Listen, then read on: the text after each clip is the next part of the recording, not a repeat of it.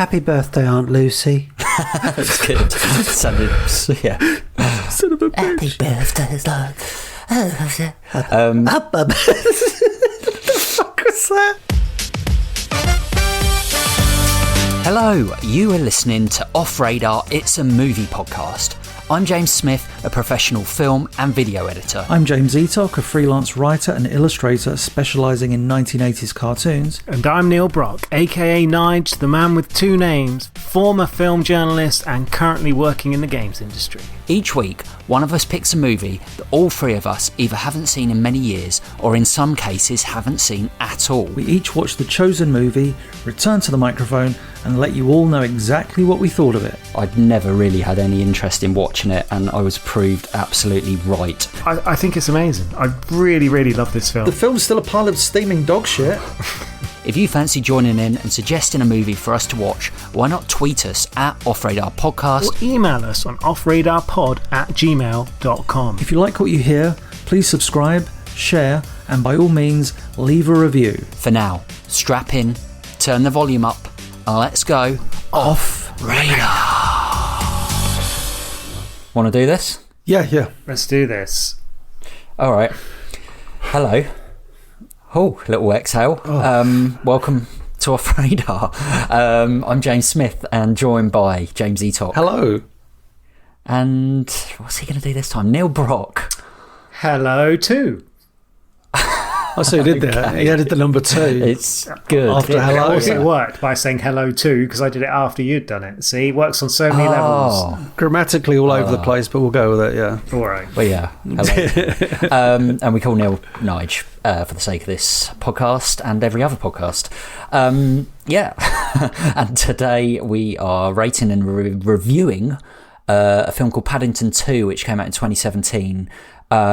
We did Paddington 1 not long ago, so go check that out. And this was recommended by Carl Stevens, so both of them were recommended by Carl for us to go and watch. So we have done them, and obviously the third one out right now. Is it out now? Paddington in Peru. It is out right now. Minus Sally Hawkins and Paul King, the director. Oh, and Stephen Farnaby, the writer, as well. He's Really? not involved either. Wow. No Sally Hawkins. Sally Hawkins has been replaced by Emily Mortimer.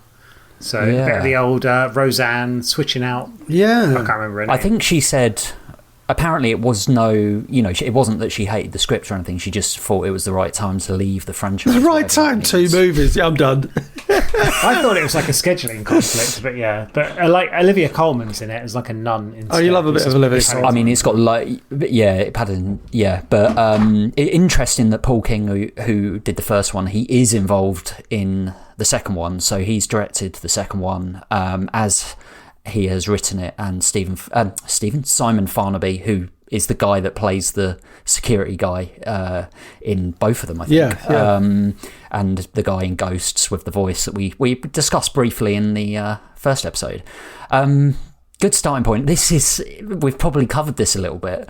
I know Eatock saw this one at the cinema before the first one. Yeah. So my friend Lillian was like, I think it was just before Christmas. I can't remember what year, whenever it came out. She said, "Oh, do you fancy going to see go to the cinema?" I went to the really lovely Everyman in Muswell Hill, one of those kind of fancy cinemas where where you're getting a sofa. You sit in a throne with like a it's amazing, and it's just so lovely, and it's got a bar at the back, and everybody there is. I don't like it when they kind of bring in burgers and stuff. Oh no, we didn't have that, luckily. I mean, you didn't? No. It was just they had food, but you had to order it before, I think, the screening. At least that's why I remember it.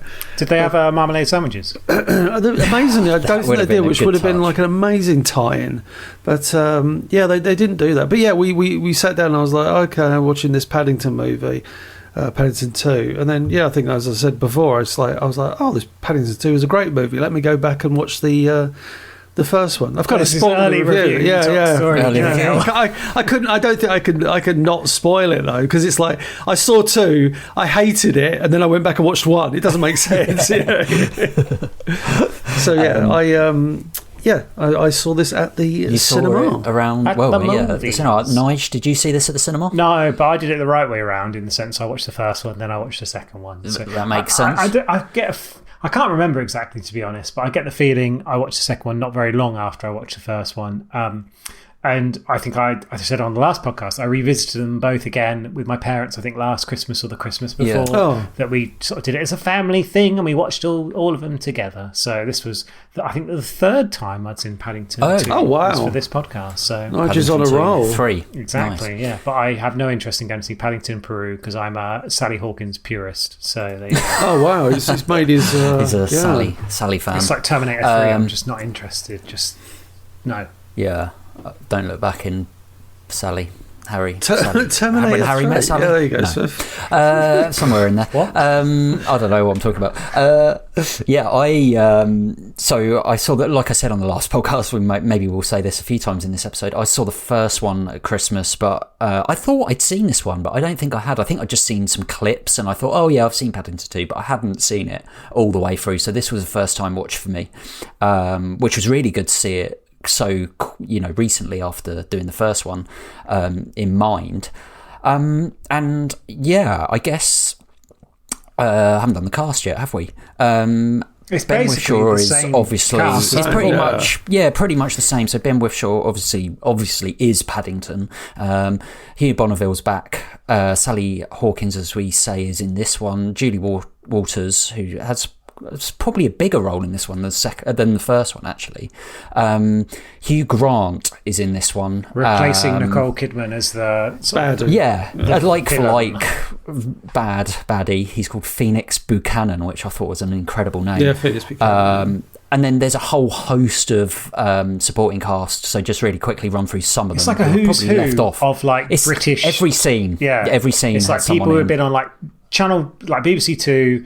Channel 4 comedy. They've just reached into all the TV shows and pulled people out and chucked them into this. Some American audiences might, or international audiences might miss some of those people, because to British people you would go, oh, that's Richard Ayoade. He's probably not that well known. Like, I don't know. He's broken through in America a few times. Oh, yeah. He's done a few things, hasn't he? A few terrible things. He did a film with Vince Vaughn. I think he did a film. Vaughn, yeah, did he? It's like unless I'm misremembering. I'm sure he did a film with Vince Vaughn, or maybe there's one with Ben Stiller that's not very good. That I remember. That's the one I'm thinking of. Not Vince Vaughn. Shopping centre or a mall. Yeah, oh God, he's done a few. I remember things, that. But yeah, and he's very wooden in this. But I mean, he pops up. I think he's meant to be, isn't he? Yeah. But yeah, obviously Peter Capaldi's back, Jim Broadbent's back. Then you got Ben Miller, Imelda Staunton, Michael Gambon. They're the voices of the other bears, auntie and uncle. Jessica Hines rocking up from Space as well, formerly known as Jessica Stevenson. Sanjeev Bhaskar, who he's been in loads of stuff, British TV stuff mainly. Tom Davis in The Prison. Brendan Gleeson, who we spoke about in Banshees of Inisherin last. Very different role. Keeping all of his fingers in this film, thank goodness. Yeah, not chucking them at the chucking them at the door. Joanna Lumley, of course, as well. I even recognised, in the prison, like all the characters, the very skinny one with the very gaunt features and big eyes. Yeah, I remember him with the long hair. Yeah, he was. I remember him at the end of Vanilla Sky. He's one of those actors that you see in like random things. He's the guy who's like basically tells Tom Cruise, this is the end of the dream now. You've got a choice whether or not to wake up. I was just like, I recognise him from somewhere. And I kind of clocked it straight away, but he's one of those actors, I don't know the name, but he just pops up in everything. He's just like, oh, it's that bloke, and oh, it's that bloke again, Yeah. Yeah. Oh, that's strange. I did not get that. A good reference, though. Well, likewise, old Stafflet's Flats is in it as well, isn't he? Old Jamie Dimitru. He's one of the prisoners as well. So there's just so many people. And Nige, what's Paddington 2 about? Well, ladies and gentlemen, let's step right up and we'll begin. So, essentially, funfair already. Very good.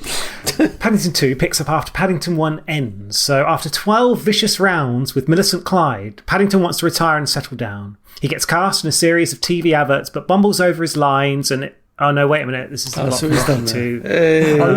Rocky 2. Okay, Rocky right. 2. Well, we're going into sequel territory. Exactly. What's going on here? It's a rarity for Off Radar. So let me start again. Okay. So after the adventures of the first Paddington movie, as documented in the Off Radar podcast released earlier this year, thanks again, Carl, for the suggestion, Paddington is now settled in Windsor Gardens, London, being a constant friend and an important part of his local community, even having a job in his local hairdressers. So much so that if he was suddenly to be ripped from the fabric of said community, there would be more than a lack of marmalade sandwiches noted by all, and terrible haircuts. But as you may recall in the first film, Paddington moved to London, leaving behind his beloved Aunt Lucy in Peru. But with her 100th birthday coming up, he starts looking for a perfect present, noting a wonderful but pricey pop-up book in a local antique store. However, it's not just the price tag that stands in his way, as learning of this one-of-a-kind book's existence, his neighbour, a minor celebrity actor Phoenix Buchanan, played by celebrity actor Hugh Grant, sets his eyes on the book and will stop at nothing to get it and reveal the secrets within its pages. After a series of unfortunate events, Paddington falls into a life of crime and fancy desserts, whilst Buchanan shapeshifts his way around London with the Brown family, eventually in hot pursuit. Will Paddington be able to clear his name? What secrets will the book ultimately unveil? And will Aunt Lucy have a happy ever after 100th birthday? ... There you go. Cue trailer. Very good. I've had a brilliant idea. I'm going to get a job and buy that book for Aunt Lucy's birthday. Hello? Window cleaner? Ow.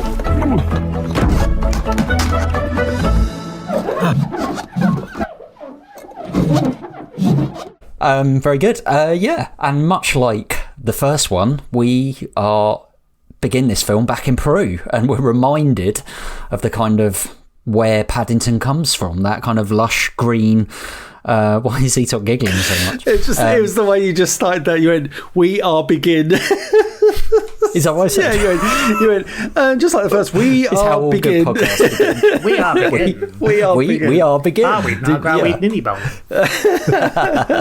We are begin. I love that. But yeah, we are reminded that this is where Paddington comes from, Peru, and straight at the off, we've got this kind of flashback to when he's a cub. Yeah, he gets rescued, doesn't he? He gets rescued by Aunt Lucy and Uncle Pascal, or whatever his name is. Yeah. Uncle Bulgaria. Pastuzo or something. Yeah, Pastuzo. Bulgaria's from the Wales. Yeah. But it's a nice little kind of almost like cliffhangery action opening sequence, which you probably wouldn't associate with a Paddington film right at the top of the film. And you see him as a cub, so we get this kind of like little insight into what his life was before, and then, back into kind of obviously life in London. Lucy! I'm afraid we're not going to London after all. Why not? We've got a cub to raise. At the start of this film, he is so settled, like Paddington, like when we're back in London, like walking down the street, he seems to know everyone. He's almost like a little celebrity of this street, and he's got a very happy life after the first one, which was all like about being a fish out of water. Which we've never talked about on this podcast before. Never. No idea what that even means. But now he's purely a fish in water. He's very settled there and mainly accepted. That was the worst thing I've ever heard in my life. But we get this very fluffy opening to the film. Yeah, anyway. Fluffy bear. Mr. Gruber? Oh, what's this? This is London. It's wonderful. Aunt Lucy always dreamed of coming to London. If she saw this, it would be like she were finally here. Aunt Lucy! Oh, Paddington. When he goes into this bookshop and finds this pop-up book for the first time, we see this incredible bit of animation where he goes into this pop-up. Do you know what I thought about that? I was watching that, even though I didn't think this at the cinema at the time, at least I don't think I did. I was watching it on this rewatch, and I thought, is this partly a homage to the original cartoons. I use the term cartoon series because the original series, stop motion. He was like a stop motion bear, but all the humans were like cardboard cutouts that would be animated. And if you see, I didn't get that in this sequence, they're all cardboard cutout people. And I thought, I wonder if that's like a throwback to the series. It kind of makes sense, and in the context of a pop-up book, yes, it's representative. But I thought it feels like a tie-in to that slightly. Yeah, but it's really well done as well. It's like the animation is great, but the way he's kind of navigating the London streets, absolutely, and Lucy's there, it's all like what you said in the first podcast. One of you guys said is, it's all that kind of flash cutaway kind of sequence, and like once again you can see the director Paul King, who we spoke about him, being Mighty Boosh, kind of that kind of surrealism like thrown into this kids film. But you get that very much so in this film in the same way as the first one.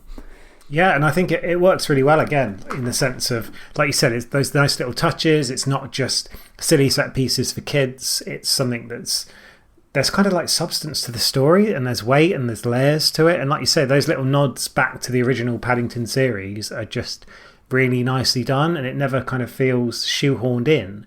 I remember talking about the first film, that like some of the kind of the big, I don't know, set pieces in the first film I really struggled with, and I thought they were too kiddie and too ridiculous. I was going to ask you about the flooding of the bath. Whilst in this one there are some silly sequences, like I mentioned him being like the terrible hairdresser, like, the haircuts. Yeah, that's probably the primary one, but it serves a purpose because that person turns out to be a judge who sentences him, and later's on a train as well, and it kind of ties it together a lot more, and there's at least a purpose. It isn't just silliness for silliness. It seems like the silly scenes are also quite near the front of the film in this one, and then it becomes a bit more serious, as in they're more like action sequences later on, whereas in the first one there's like, I don't know, 3 or 4 dotted through the film, but they're big like silly scenes. Like there's another scene quite early on where where Hugh Grant nicks the book, and he's like riding a dog and then a swan and stuff, and that's very much like the skateboard scene in the first one, where it's quite out there. But so did you think, Nige, like in this one they work better than in the first one, then the silly scenes, as it were? Yeah, I really did. I think, like I said, it flows a lot better. I think, I mean, I don't want to jump straight into a review or anything like that, but I do feel like, I mean, there's definitely a change of dynamic in the story. I would say the Brown family take a bit more of a back seat, especially the boy, because he's probably grown about a foot since the first one's filmed, and I think they have to try and kind of work around that. And you don't need to establish the characters as much, so you've got more time to do other things with the film. And again, like, some people like James Eatock will go and watch the sequel first, and you understand who Paddington is, but they still do quite a good job. Works. Yeah, like we mentioned in the first podcast, how you kind of, there's that shot where they go through the family and you kind of get a snapshot of who everyone is. They don't necessarily need to do things like that for this, although as the film progresses, obviously Hugh Grant's character, you kind of get introduced to him, and it's very clear very early on the type of person he is, that kind of classically British trained actor who's very ha-ha kind of thing. And then the prison scenes, you kind of, we discussed certain films when you introduce loads of characters, like A Band of Brothers, for instance. It can be quite difficult to keep track, but they're almost like caricatures, in the sense of you don't necessarily need to know loads about them. It's just very obvious by their look of who they are and where they kind of fit into this. And yeah, it just does a really good job of not overwhelming the viewer with like loads of things going on, even though there's tons of characters in this film, tons of actors, as we mentioned. There's so much in it, yet it never feels like they've stuffed too much in it. It's not like a Spider-Man 3, for instance. It just works very well in that sense. No, like when I was watching it, I actually made a note of the set piece, because I thought, I wonder what Nigel would think about the barbershop thing. Because obviously I saw this, like I said, at the cinema, and then hadn't rewatched it since, so I didn't remember everything about it. I remember watching it, and like you get the barbershop scene, I thought to myself, oh no, is this like gonna kind of go with what Nige said about the first one, which I completely understood where he was coming from. And it's like, is this going to be full of silly set pieces that I've forgotten because it's been a couple of years since I've seen the film? And like Nige says, thankfully it doesn't go down that route. When it does serve a purpose. It's not like, here's Paddington in a bath going down a staircase full of water. There's in this one, it's not too Mr. Bean, is it? No. This one has like Nige said, it has payoffs to the gag with like was it Tom? Who's the actor? Tom Conti, isn't it? Who's the judge? Yeah. When he's there and he's like he gets his head shaved, and you're like, oh right, okay. And then when he turns up as the judge, it's like a nice puff, and then he shows up again during like a later scene on a train, and it's like, yeah, that's good. It's they work that character in, and yeah, I think that's a really good point you made, Nige, about it is crazy how many characters are in this film, and yet it doesn't feel overwhelming. I mean, there's literally one scene later in the film where we get introduced to like every prisoner by name, and it's brilliant. But you don't feel overwhelmed because they they're not going to follow every character. And like I think, like Nige said, the film sensibly, it follows the Brown family trying to clear his name, but I think the film sensibly follows Hugh Grant's character so much because he's I mean, like in the cinema, that was one of those films. Like, there's a few films in cinema where I can recall watching it in a, with an audience and laughing a lot. One was.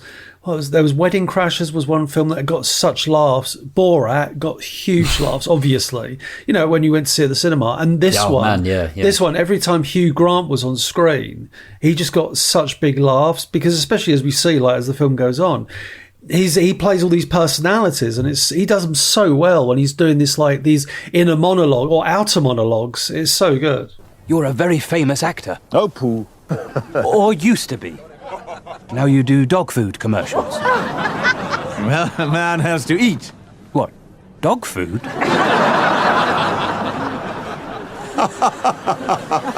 It's almost surprising because if you think about what he was in before this film, he hadn't kind of, it was mainly playing the Hugh Grant bumbling like guy.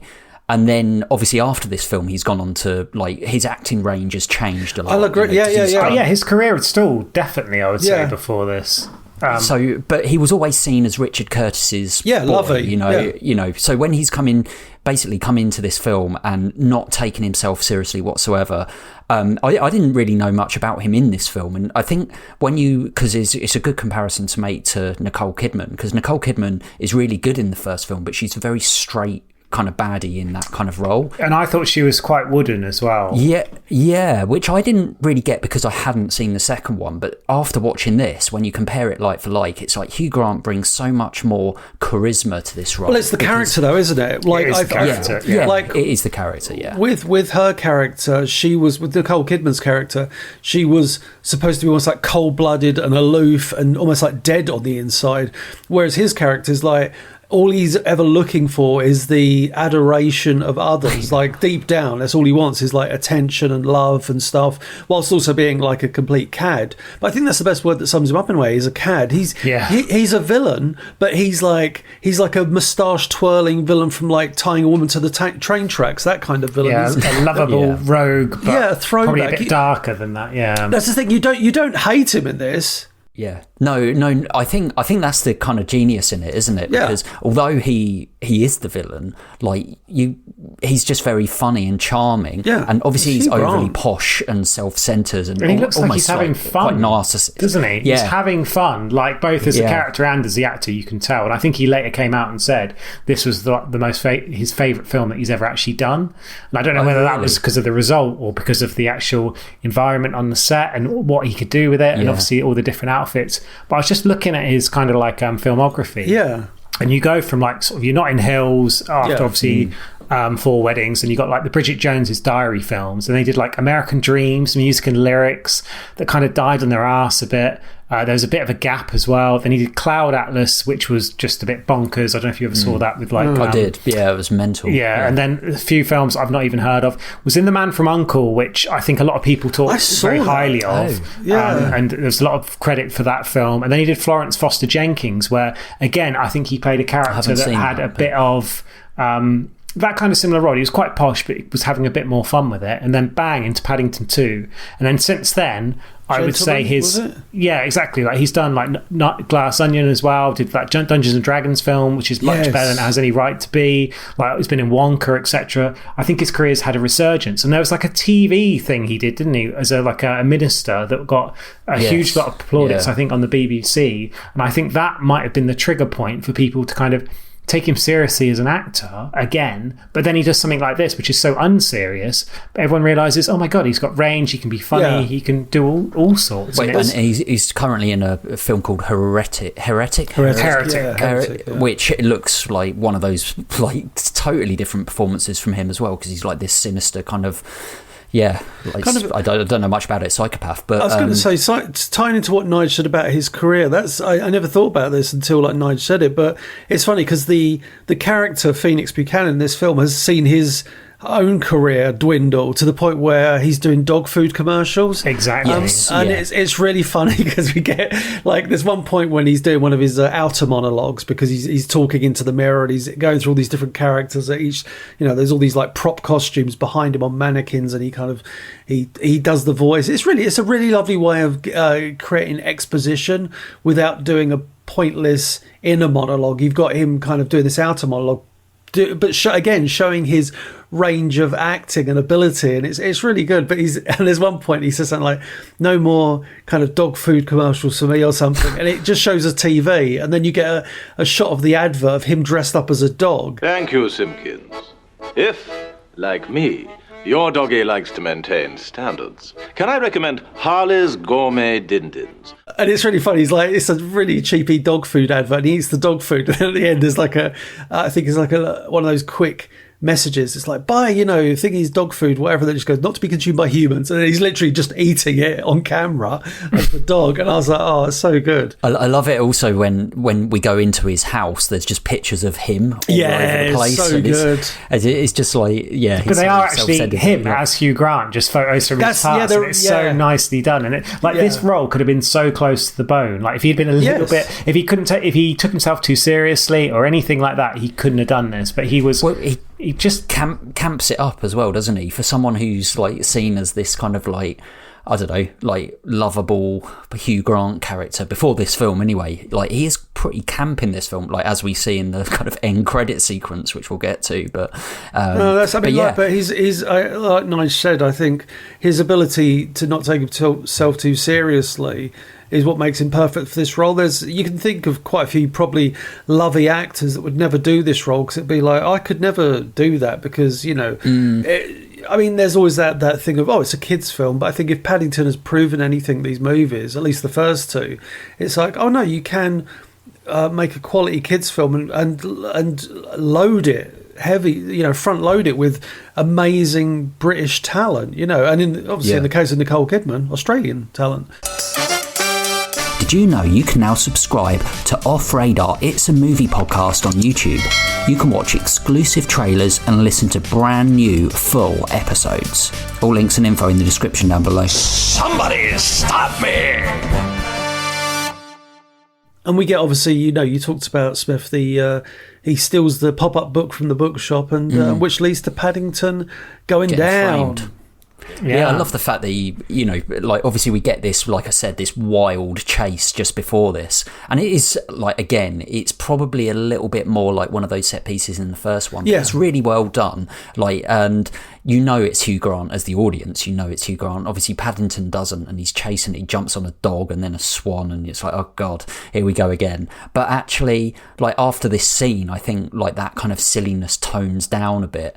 They set the prison, the kind of prison is it starts to ground the film a bit. That's Paddington, but it still has silly moments like the pink. When I'm not denying that. I'm saying they don't sugarcoat him going to prison initially. No, they don't. You see him and it's really unfriendly, and he's kind of in his cell by himself, and it's really kind of cold and dank and stuff, and it isn't until you get to the scene in the canteen where things start to pivot. The prison scenes in general, I think, some of the best scenes, visually, and also, like you said earlier, Nige, how they start to integrate these characters that small parts. I think Brendan Gleeson is equally as good in this film in a very different way to Hugh Grant. But, absolutely. Like he brings so much charisma, and he's obviously, it starts off in this film as like, the chief idiot, like the worst Knuckles criminal. McGinty. Knuckles, that's what he's called. And he plays this stereotype of what that character should be. And then obviously like Paddington being, the innocent, kind of lovable person that he is, Ben. Well, he always looks for the best in people, doesn't he? He just sees the best in people, criminals. and he brings out the best in people, and that's what he does with like all of these criminals who are, I guess, the cynical side of you would say, well, prison isn't really like that, but it's more like a Wes Anderson film, Prison. Yes, it reminded me quite really a bit of Grand yeah. Budapest Hotel. Obviously, we watched that fairly recently on the pod, and it's got that kind of style to it, which again isn't necessarily a bad thing. I think it adds that charm. I think, it's just...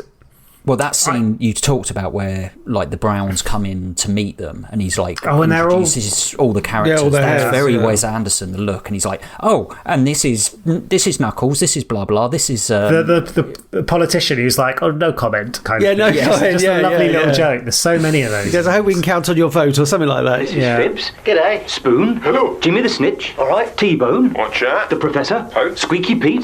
Double Bass Bob. Hello. Farmer Jack. Okay. Mad Dog. Johnny Cashpoint. Ka-ching. Sir Geoffrey Wilcott. I hope I can rely on your vote. And Charlie Rumble.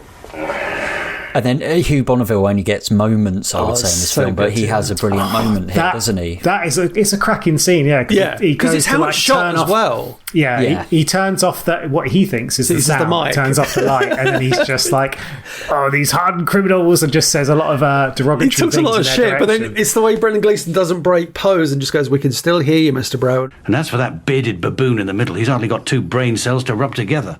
We can still hear you, Mr. Brown. Oh, yeah. That was the light you turned off. The microphone is on the other side. It's got microphone written on it. Like that. Yeah, that's the light. And he's like, there's so many like subtle touches in this film and little scenes. Like one of the things I really enjoyed about this film was like the newspapers and like some of the articles in the newspapers. I was looking at that earlier, and like, so when, as part of what Paddington does to win around the prisoners, the food being served as part of like the prison canteen is dreadful because it's Knuckles that's preparing it. He does not know how to cook. It's just slop. And Paddington basically kicks up a little bit of a stink, much to the surprise of all the other prisoners, because they believe Knuckles is going to ply him into dust. I think they call for a coroner or something like that to come and get Paddington, the guards, because it's what he says. But he sort of, being Paddington, he's got a marmalade sandwich, he puts it in Knuckles' mouth, and they decide, right, let's make marmalade sandwiches for everyone. It's a marmalade sandwich. As Paddington's in the kitchen trying to make these marmalade sandwiches, you've just got Knuckles sat there reading a newspaper, and some of the articles on the paper, it's like one of them's like, one of the headlines is like, dry cleaner accused of money laundering, a deal is being ironed out, and it's just like, that is brilliant. And there's quite a few little sort of nuts like that. There's another one as well where he's reading where the headline says, Warden throws party in county jail, which is the opening line to like Jailhouse Rock by Elvis Presley. There's many little like subtle things, and I think that's kind of Paul King's style, that he doesn't ram it down your throat. Like there's jokes there if you want to look for them, and they don't like exaggerate moments for comedy. They just let the comedy play out. And I think that's something, especially for a children's film or a kid's film or a family-friendly film, it's such a fine balance, because it's so easy to just go for like a crude joke or a really loud, obnoxious joke. And they just let things play out. And even with Hugh Grant's character, like we were saying before, they don't force him to be extravagant or silly. It's just, you put Hugh Grant in a nun's outfit and it's going to be quite amusing, whatever he does. And line again, Farnaby, what does he say? The most beautiful woman I've ever seen, or something. He's describing like, because Hugh Grant, dressed as a nun, kind of infiltrates the St Paul's Cathedral and then rushes to find this clue as part of the clues are in the pop-up book. He's finding each clue to get to the treasure. It's actually really well done, I thought, that whole subplot. Yeah, definitely. And Simon, the Browns go to, because they're trying to prove the innocence of Paddington, they go to St Paul's Cathedral, and they're stood there talking to Simon Farnaby, and he basically plays the same, I don't know, he might even be the same character that he is in the first, which is this security guard who's useless, and attracted to basically cross-dressing men. There's nothing wrong with that, but in the sense of this film, it's how it's done, because it's like Simon Farnaby's describing the events, and he says, and I saw it, he goes, that's it, he goes, I think he puts out a call, he goes, unusually attractive nun.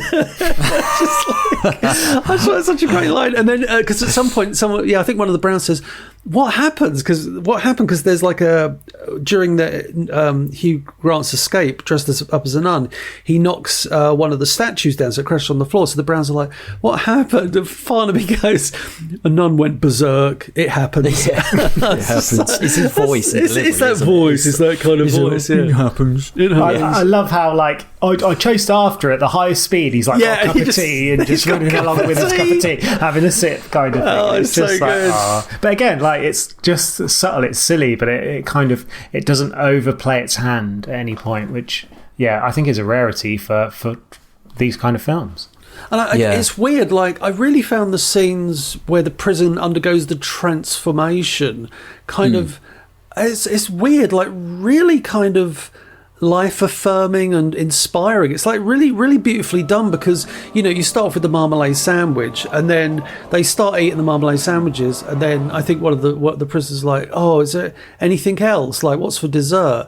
And then each of the prisoners starts piping up. They all know these recipes and stuff. Obviously they're not supposed to know all this stuff because they're hardened criminals. One like has like a roulade and stuff. He's like, he's the really big aggressive one. He's like, Well, my grandmother used to do a lovely chocolate roulade. I think I can remember the recipe. Ooh. Charlie Rumble makes a mean apple crumble. And I can make a strawberry panna cotta with a pomegranate glaze. That's so well done there. But they each come with the recipes, and you get this really lovely kind of panning shot in the canteen. And it slowly transforms into like, this, and then there's like cakes, and then it goes to the exterior of the canteen, which is like presented as this gorgeous tea room now as well. And it's just like a really fluffy hotel. It's so funny. It's like supposed to be a prison, and they're all obviously dressed in pink because Paddington. That's another lovely joke. Not the joke itself of Paddington accidentally puts a red sock in with all the prison uniforms, so they all end up with wearing pink uniforms. It's the cut it's the hard cut from Paddington, like seeing all the things turn pink, to like this wide shot of all the prisoners looking really angry, all dressed in pink. I was just like, that's such great comic kind of timing and direction with that. But it's really kind of like lovely, the relationship that Paddington forms with the inmates. You get you get a sense everything's genuine in it. It doesn't even, it sounds weird, even though it's a kids film, and it's this would never happen in real life because obviously bears can't talk, but it just feels quite real. Yeah, it does. Even the way, I know this is going ahead slightly, but even the way they escape is all very romantic in a hot air balloon.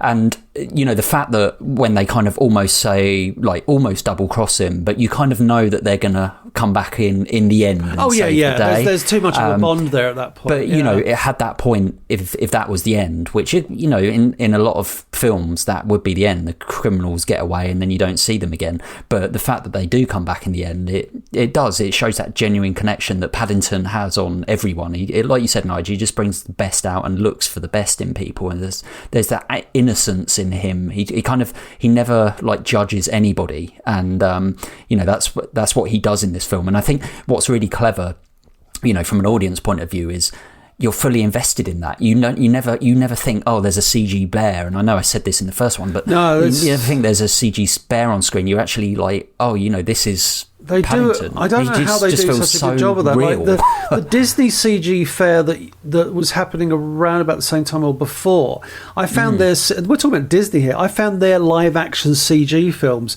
to be quite distracting with their CG work. Like stuff like what, Lion King and I just found stuff. It's like I'm constantly looking at CGI animals. For some reason with Paddington, I don't know how it's that integration, isn't it, with the people, which is... I mean, personality, you kind of forget what you're looking at almost. Yeah, it's so well done. And obviously the other actors are acting alongside. I don't know if, when they're acting, I take it there's someone or something. Well, they got Peter Dinklage in to walk around and stuff. Like, Now, Dinklage, we need you. He's like, for what role will I be performing? So like, could you put this hat on and walk around? So there's a bit in the film where Paddington like gets a job as like a window cleaner or basically everything cleaner eventually. And there's a scene where he's cleaning like Dr. Jaffrey's window, so the guy played by Sanjeev Bhaskar, and it was actually writer and director Paul King who like shimmies his ass against the window for it. Was it? And it's like, oh, okay, that must have been an interesting experience. But obviously it shows that in most situations they had a stand-in or someone there to talk to. I mean, we talked about the first film that the voice originally was supposed to be Colin Firth. Colin Firth, yeah, exactly. And again, I can't even imagine that. Completely different. But yeah, obviously this is kind of where they ended up with Paddington 2. And I do think there's a big aspect of, like the Sonic film, for instance, that if the main character looks just weird or you can't engage with it, like I don't know if you remember the original Sonic trailer that had like little eyes. And I think they, in the Chip and Dale movie, they kind of have they do have fake it in there. Sonic shows up in it and stuff like that. But yeah, if they'd have done something similar with Paddington, I don't think it had been anywhere near the kind of same success as it has been, because both these films have done extraordinarily well, and I think even the new one that's come out has done ridiculously well. So really.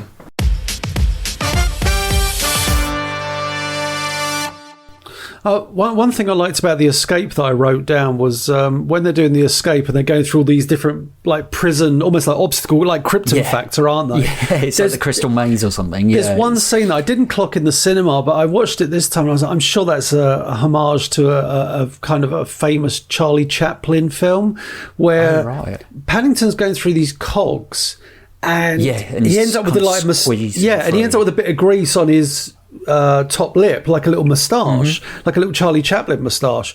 And I remember thinking to myself, as he's going through the cogs, thinking, this is like that I forget what the Charlie Chaplin film is called, but there's the famous thing where he's trying to fix he's got like the promo picture, it's like a famous black and white photo of Charlie Chaplin, and he's trapped between these cogs, and it's obviously Charlie Chaplin, and he's got this giant spanner. And when I saw Paddington doing that, I was like, I wonder if this is like a Chaplin reference. And then, like I say, he comes out with a bit of black grease on his upper lip, and I was like, oh, this is totally like a Charlie Chaplin reference. There's another great scene which is kind of like in parallel to him being in prison, where Bonneville breaks into Hugh Grant's house. Sally Hawkins breaks into the house, and then Bonneville sees from like the window. It's like, what the fuck is she doing in his house? And he comes down without using that language. What the fuck are you doing? What you fucking get fucking up? But I love the fact it's a small touch. It's a really small touch, but he's got toothpaste still like around his mouth. He's in his dressing gown as well. Isn't he? And then obviously Hugh Grant comes home, and you get that kind of thing which we see in so many films where we're like, oh god, he's going to get caught in the house. But the fact that he finds him, he sees these little legs shuffling by, catches them red-handed, and then Bonneville's like, oh, did you know we do insurance like checkups on the house or whatever? And but yeah, he's it's like, really well played. With your wife as well, hiding behind the curtain. Just inspecting the windows. So, and for our Platinum Club members, we perform an annual free home inspection to verify your security arrangements. In your pajamas? With your wife? That all seems pretty secure. I think only one of the failings of this film is there isn't that much for the Browns to do, I would say, in this film, certainly compared to the first one, but they do have high impact things when they do. Like there's a scene where Bonneville's in his office and Paddington's cleaning like the Shard and suddenly sees him, and there's a reaction shot there. Like Sally Hawkins as well, obviously you just mentioned there. But for the kids, they're kind of very much like secondary characters. The little boy, redundant. The little boy is completely redundant. The girl has like her own little story arc. Oh yeah, the newspaper. Well, he does as well because he's he's the train. Yeah, he's like trying to be a rude boy. I'd say that you almost lets it down a little bit. Yeah, you almost don't need them because the odd payoffs for the Brown, like the parents, Mr. and Mrs. Brown, is she's training to be like as a proper swimmer, so she gets her payoff at the end when she's trying to save Paddington.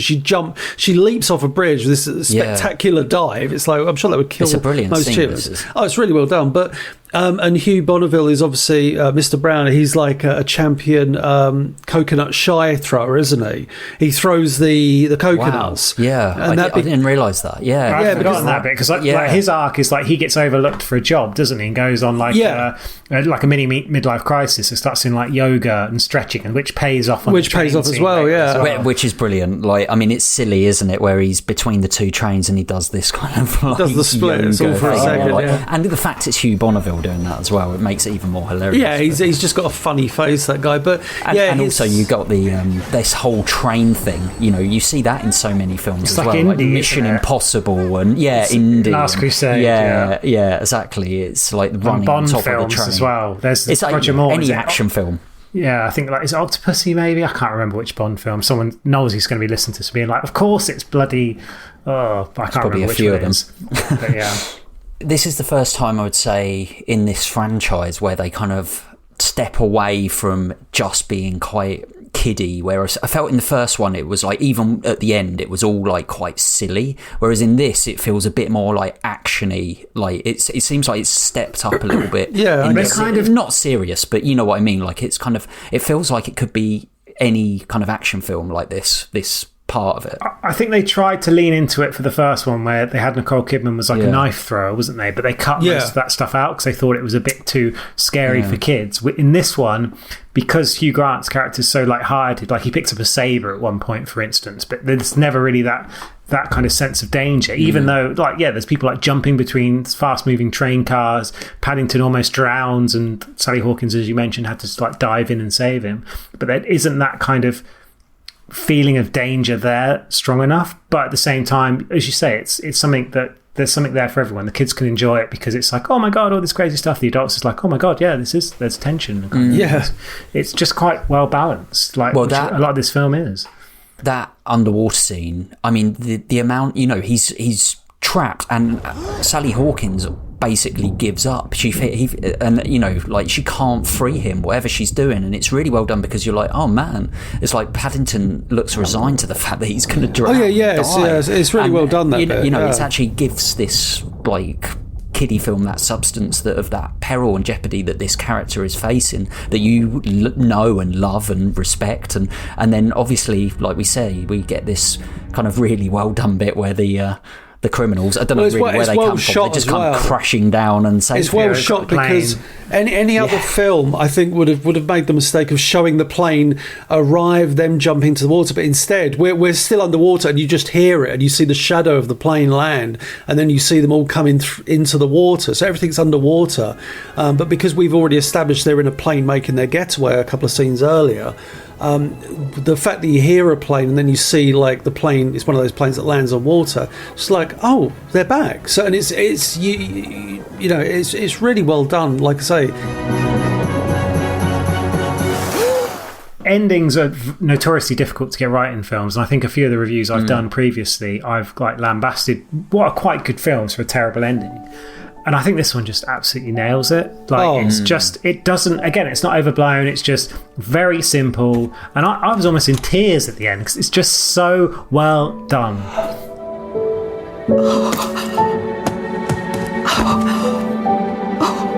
Paddington. Happy birthday, Aunt Lucy. At the cinema, like, we were and even now, whenever I watch that scene, I well up because it's like, you know, oh, we all chipped in for you, Paddington. It's like, oh, what did that? Because it's really well done because you don't know exactly what the gift is. At least, you know, when I was at the cinema and you're like, oh, what have they done? Have they, you know, here's a ticket, here's a taxi to the airport, you're going to Peru.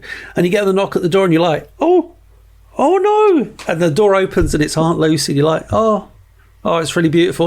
But it's the hug. It's the hug that kills. I was going to say, it's not overdone, is it? Because you get the hug, but then it's credits. It's not like... But that's it. It still feels like the end of the film. And anything else is just like a bonus, right? Oh, yeah. It's like a DVD extra afterwards. Yeah. It's the best way to put it. It's like, it's a really fun, entertaining, you know... film that is pure in what it's trying to do. There's no cynicism. There's no, hey kids, look at my TikTok, Paddington, or any of that bullshit. Load of product placement. It's not nothing that. It's as pure a film as you can get, and it's just got a lovely ending. And to know these films have done well, and hearing that the third one, which obviously I've yet to see, hoping that it's as good as the first two. It kind of gives you a bit of faith in, it's going to sound random, but in both parenting and filmmaking. These films, yeah, of course, they're made with the pure intention of making money. Of course they are. Not from the filmmaker's point of view, but from the companies. That's why they fund these things. But it's how they're done. They're produced really well. They're acted really well. It seems like every element in these movies, everything comes together so purely and perfectly. You know, like you said, Smith, I think there may be, for all I can remember, some product placement, but if there is, it's really well done and it's not kind of in your face. No. And I'm sure this thing had, I've seen tie-ins on TV where it's like, I think the product placement is Paddington. That's the thing, isn't it? Yeah, that's really well said. He is the product. That is the selling point. You know, people like buy the Marmalade and the branding. Well, and London as well, I suppose. Like for a tourist really good kind point. of film. This is like New York for Ghostbusters. Exactly. It's like great. We talked about it in the first one. You know, this is like the Mary Poppins sort of London that they present. Yeah. But there is actually a scene in this which I found really interesting where he's down and out, and I think he's escaped actually at this point, and he goes through this kind of grimy part of London where it's all like graffiti and there's a broken telephone box probably, but I love the fact that the telephone box kind of lights up. It's like it still reminds him that there is like a light, there is faith in London, but obviously I think one of the main points of this film, whereas the first one I think is all about acceptance, right, and like coming to a new country and like being accepted with this family and stuff. This one's less about that. I would say it's more about the family that he's built and loneliness and, you know, finding his way in that, because I feel like he's generally, apart from Peter Capaldi, being accepted, because I think he says a line later saying, "We don't want you here," which is obviously this still people are not necessarily accepting him, but he's not necessarily worried about that. So I feel like it's more about that loneliness and the fact that, you know, like most of the film he's been away from his family. In this film he's been away from the Browns, he's been away from Aunt Lucy, whereas in the first one it's pretty much, you know, being like coming into the family, if that makes sense. Well, yeah, like I was gonna say, like the first film is about, you know, like you say, it's he comes into everybody's lives and it's how his presence affects their lives in slowly positive ways. And then in the second film, by him being removed from that, it's how their lives are without him, and and obviously you realise just how much they. Wonderful Life. There's that scene. You get a repeat scene of the opening where, in the opening, you get a scene where Paddington is, you know, going. Stops the door, shutting on the guy, gives the newspaper, gets on the bike, jumps on the. But then you see, like, without him, you get the same scene played out, and you get the guy locks himself out. The bin man gets in trouble for not being on time, and it's all these things about how his existence benefits the lives of others, and through their love of that, and through their love of Paddington, how it benefits him. So it's this kind of secular. Is that the word? Secular. I'm just trying to think of it's this round thing. No, it's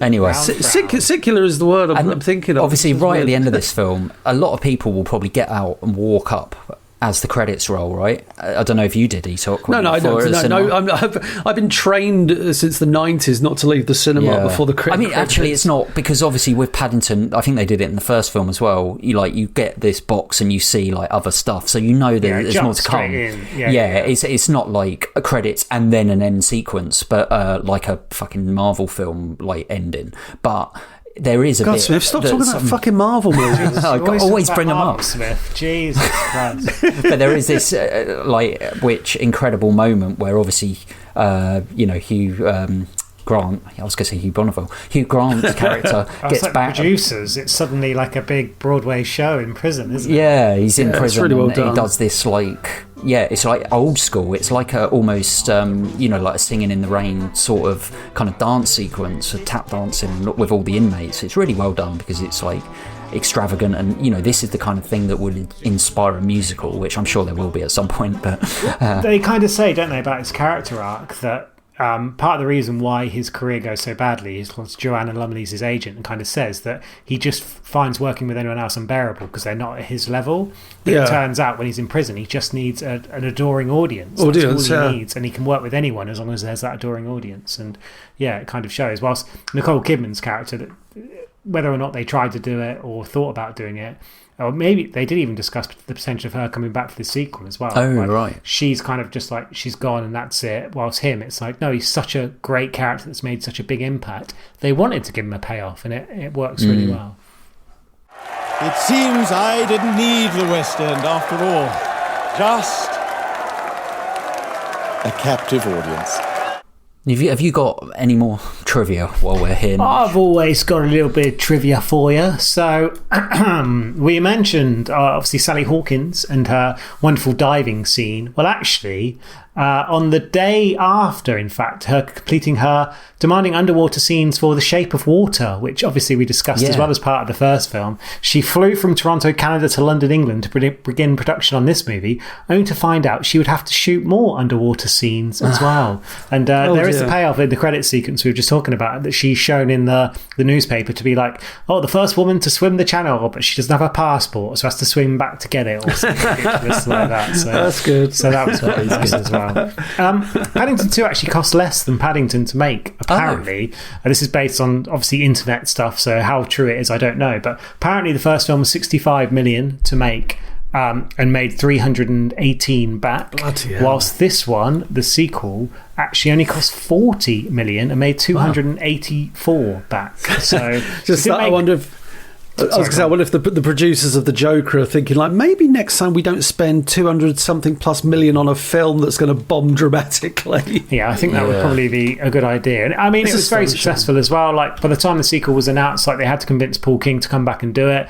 Paddington, the first one, we mentioned this before, became the highest grossing independent family movie of all time. Wow. The highest grossing movie in the UK among all 2014 releases, and the first family movie in 10 years to be nominated for Best British Film at the BAFTAs. So there was a lot of pressure on this film to be good, and the fact it kind of paid off and people were so receptive for it, and it was actually the best reviewed movie ever on Rotten Tomatoes for quite a long time. As of the 5th of July 2020, it had 239 fresh reviews and no naysayers, overtaking the current record holder, which was Toy Story 2, which had 163 fresh and 0 negative critiques. Since then, it's had 2 negative reviews, because obviously some people are always going to be naysayers, but it's still exceptionally well received. So yeah. And it actually gets referenced as well. I don't know if either of you have seen this film, and it's a film I know Carly recommended this as a big fan of. There's The Unbearable Weight of Massive Talent film, where Nicolas Cage essentially plays himself. And Pedro Pascal, I should say, is in the film as well. And obviously Nicolas Cage playing himself, and Pascal said, there's this film you've absolutely got to watch. It's like one of the best films ever made. And it's Paddington 2. And they sit and watch it. And at the end, Pascal says, it's a film that made me want to be a better man. And whilst Cage is sceptical, in the film, he loves Paddington 2 by the end of it as well. So it's really nice for a film to kind of give that call out to people. And then the last bit of trivia I just wanted to come across as well. Actually, there's 2 last bits. So one is that Phoenix's collection of costumes. We obviously mentioned he's a bit of a shapeshifter, wears the nun outfit. The collection of costumes. So there's the scene where Hugh and Sally go up into the roof of his apartment and sees all these costumes, and that's where they kind of piece the jigsaw puzzle together that Hugh Grant's character is in fact the one who committed all these crimes. The costumes includes Toad from Toad Hall. Yeah, that's the one I clocked. It's never referenced, but I saw it. No, they're not referenced, but you the driving goggles, and I was like, that's got to be Toad. Yeah. Cyrano de Bergerac, Hercule Poirot, Henry V, Hamlet, Macbeth, Richard III, Scrooge, Javert from Les Mis, Magwitch from Great Expectations, and an Oscar Wilde, apparently a female character, possibly Lady Bracknell. But Hugh Grant did come out afterwards and say his favourite costume was, of course, the nun outfit. So there you go. And then the last bit of trivia, just to wrap up for you, was actually the author of Paddington, Michael Bond, actually died on the last day of filming. And 6 months before the release of this film, at the age of 91. His last book about Paddington was released in April 2017, and books on Paddington have sold more than 35 million copies throughout his career. So, not bad. So there you go. Nice. Man, good trivia. Nice. Yeah, and like you said, Carl recommended this. We can finally find out.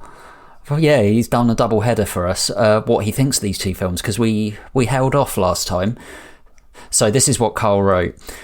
I have a slightly unusual review request. Bear with me. Oh, God. So we did Is Carl a dad? Yep. Yeah. Paddington 2. Yes, the kids' Bear films. I have a 20-month-year-old, and it seems now I have...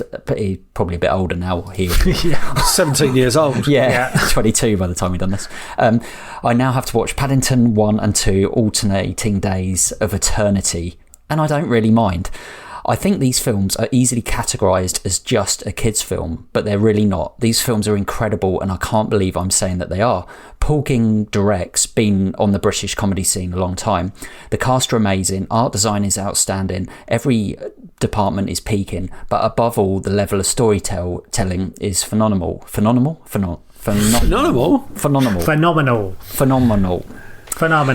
But the storytelling level is phenomenal.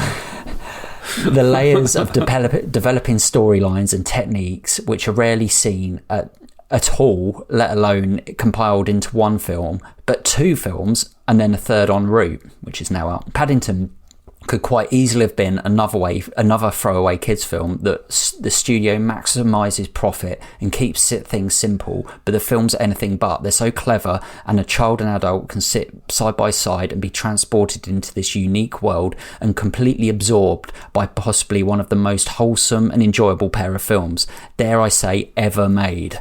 I'm still surprised I'm writing this, but I think they might just be perfect for what they are. Did I mention the music? It's brilliant.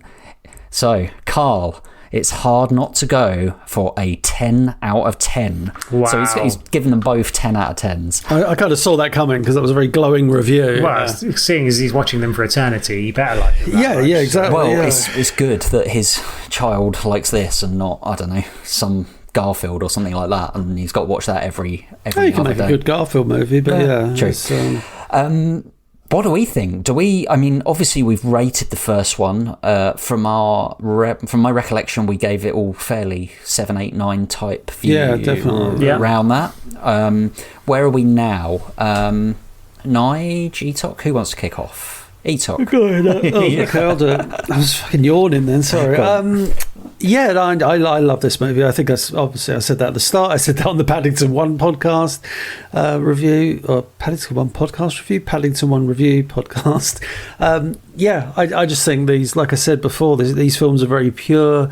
I think they're made with the best of intentions. Everybody working on them seems to enjoy it, as we said with Hugh Grant in the second one, and with Nicole Kidman. Make this edit, Smith. Right. And with Nicole Kidman. And with Nicole Kidman in the first one. They just seem to be...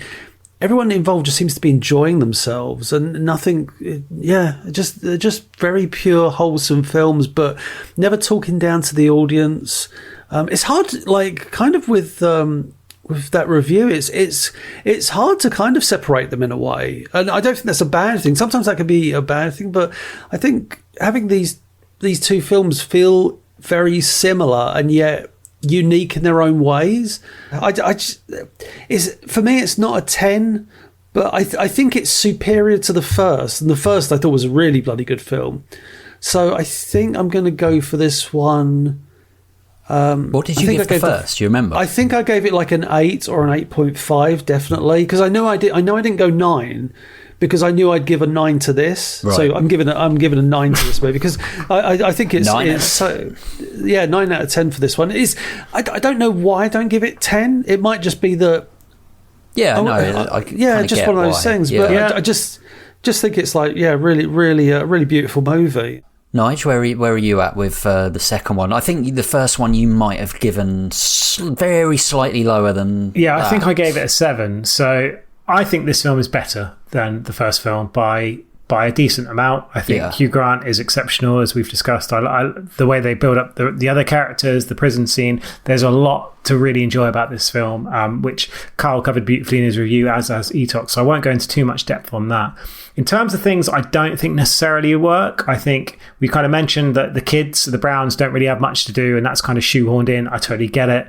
You want them to be part of the story, but it was very difficult. Also, Peter Capaldi's character, it just seems a bit weird how they kind of keep him as like the negative guy on the street. And I get it, like, so when they do go in the car and like go to rescue him, there's that whole, the streets come together to go against you, but it just seems very forced. It doesn't work very well. So yeah, there's slight negatives, but only slight. And I mean, again, similar to the first film, if I'm an adult if I'm a parent, I should say, with a young child, this film is a 10 out of 10 for that. Absolutely. It's that kind of audience.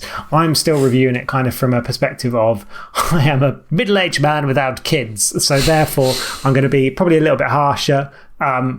I've seen it 3 times, and funnily, the second time we watched it, I kind of watched it a little bit distracted and didn't enjoy it anywhere near as much. Like, I thought the last scene was a bit overblown, but having watched it again now, I appreciate it. As I mentioned, there's a lot of subtleties to it that I think, if you're really paying attention to it and enjoying it, make a huge amount of difference. Although, again, it is also quite suited to kind of watching as a background film, as I'm sure many parents have done while looking after their kids. Yeah, because there's so little for me to say negative about this film, I'm kind of torn between what level I go with, but kind of similar to Etok. I think realistically, unless I'm being really harsh, I'm going to have to give it a 9, because it's not quite faultless, but it's very close. It's trying to do things the right way. Hugh Grant's having a great time. The rest of the cast is doing really well. It's like a CGI bear, but you kind of fall in love with it. And the fact at the end, I was almost in tears because 2 CGI bears were hugging. They must have done a lot right with this film, and frankly they have. So 9 out of 10 for me. Okay, yeah, interesting. Like after watching the first one, like you guys probably was like, I don't know, it's just Paddington, it'll be fine. And I don't know, it was like a Christmas time film for me, and I really, really enjoyed it for what it was. And then I think this one just fits beautifully into that same kind of package, really. You can watch it with your family at Christmas, with kids, without kids. I think that's the really clever thing with it. I think you have to watch it. I think I'm probably repeating what I said on the first podcast, but you have to watch it in a non-cynical way. And I think this one, I basically, I kind of agree with everything, well, you guys said and Carl said.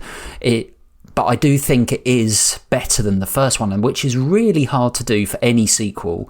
But I think especially with content that is, they've made original content here based on, like a book, on a franchise, on a stop motion thing or whatever, and brought it to life so well with really defined characters that kind of you like you say, you fall in love with, you care about. It's really hard to care about characters in film just generally, but I really bloody cared, and I think that's really down to the Care Bear.